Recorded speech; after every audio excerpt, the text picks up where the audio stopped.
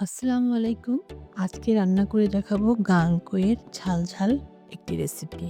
১ম এ ৪ পিস মাছ ভালোভাবে ধুয়ে নিয়েছি। এর ভিতরে হলুদ গুঁড়া, মরিচ গুঁড়া, লবণ, তেল দিয়ে মেখে নিয়েছি।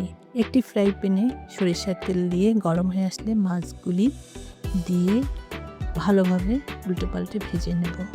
আমি এই মাছটি গাঙ্কই নামেই চিনি। আপনারা যদি অন্য কোনো নামে চিনে থাকেন আমাকে জানাবেন।